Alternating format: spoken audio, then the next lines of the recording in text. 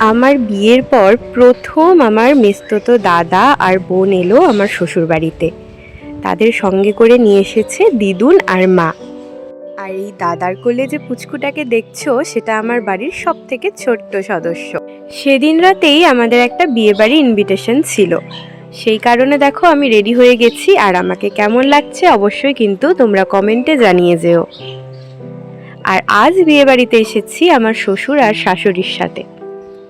বিয়েবাড়িতে এসেই সবার প্রথম যেটা কাজ সেটা হচ্ছে কনেকে দেখতে যাওয়া। চলো যাওয়া যাক। তো এই যে কনেকে সবার প্রথমে তার উপহারটা দিয়ে দিলাম, আর কনেকে কিন্তু ভীষণ মিষ্টি লাগছে, তাই না? তারপর আমি আর আমার শাশুড়ি একটু ছবি তুলছিলাম। বিয়েবাড়ি আসবো আর ছবি তুলবো না তা কি হয়? আর এই দেখো এখন হচ্ছে কনের আশীর্বাদ। কনের আশীর্বাদ দেখে আমরা চলে গেলাম খাওয়ার জায়গায়। ডিনার কমপ্লিট করে হাঁটতে হাঁটতে আমরা চলে এলাম বাড়িতে, কারণ আমার শ্বশুরবাড়ি থেকে বিয়ে বাড়িটা যেহেতু একদমই কাছে ছিল। আজকের জন্য ভিডিওটা এতটুকুই। দেখা হবে নেক্সট মিনি ব্লগে। তোমরা সাথে থেকো, পাশে থেকো। ভিডিওটা ভালো লাগলে লাইক কমেন্ট করে যেও। বাই।